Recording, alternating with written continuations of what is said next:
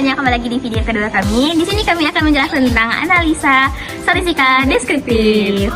Stay tune. Ya. Di video kali ini materi pertama akan dijelasin oleh Intan. Kepada Intan dipersilakan. Baik, di sini saya akan menjelaskan tentang data collection dari jurnal yang kami pakai. Yang pertama itu ada instrumen atau kuesioner, di mana kuesioner ini dibagikan kepada 250 pasien peserta JKN yang memenuhi kriteria inklusi. Nah, kuesioner ini dirancang untuk mengukur kepuasan pasien terhadap pelayanan yang mereka terima di Apotek Kimia Farma 396 Tuminting di Kota Manado. Setelah itu ada juga pertanyaan dalam kuesioner yang mencakup 5 dimensi kualitas layanan, yaitu ada bukti fisik, ada kehandalan, ada jaminan, ada ketangkapan, dan juga ada empati. Nah, yang kedua itu ada teknik sampling. Nah, teknik sampling yang kami gunakan di sini itu ada purpose sampling, di mana hanya pasien dewasa atau usia 17 tahun ke atas itu yang terdaftar sebagai peserta IKN.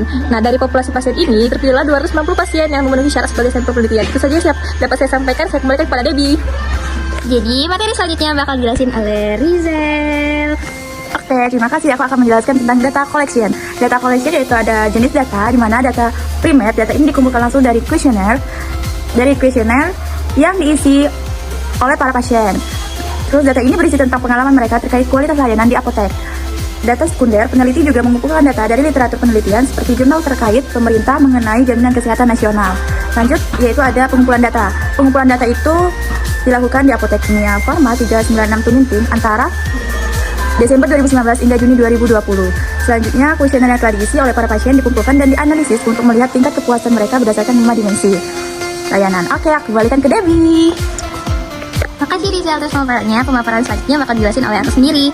Di sini ada data variabel, di mana ada pertama itu ada variabel kepuasan, di mana ada 5 dimensi, yaitu tangible atau kerapian dan kebersihan ruang tunggu. Kedua ada kehandalan, kemampuan petugas untuk memberikan pelayanan cepat dan tanggap.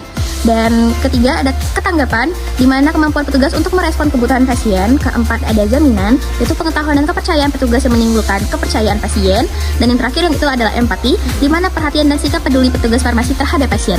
Yang selanjutnya itu ada indikator kepuasan, di mana skor rata-rata kepuasan menggunakan skala Likert, di mana dari 1 sangat tidak puas hingga 4 sangat puas. Ketiga ada sampel penelitian, di mana sampel sebanyak 290 responden yang merupakan peserta jaminan kesehatan nasional atau JKN. Dan terakhir ada hasil utama, nilai kepuasan total itu ada di minus 0,51 yang menunjukkan bahwa responden merasa tidak puas dengan pelayanan diberikan oleh Apotek Kimia Farma 396 Tuminting di Manado. Dan materi terakhir bakal dijelasin oleh Julia. Kepada Julia dipersilakan. Halo, jadi sini saya akan menjelaskan data deskriptif. Jadi data deskriptif itu ada frekuensi dan persentase. Distribusi responden berdasarkan usia 20-30 tahun itu ada 40 orang, yaitu 30%. Untuk usia 31-40 itu 50 orang, ada 37%. Lalu usia 41-50 tahun itu ada 30 orang, yaitu 22,5%. Dan usia di atas 50 tahun itu 20 orang, yaitu 10%.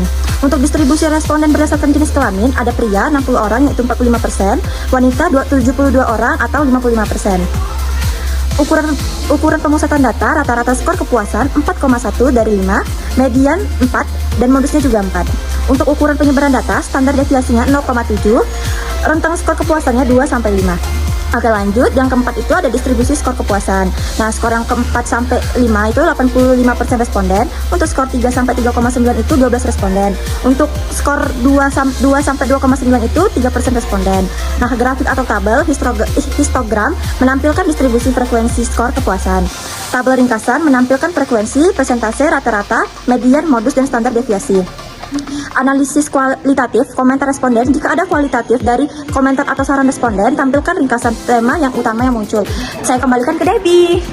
Mungkin sekian pemaparan dari kelompok kami. Mohon maaf ada salah kata maupun perbuatan. Kami akhiri. Wassalamualaikum warahmatullahi wabarakatuh. Jangan lupa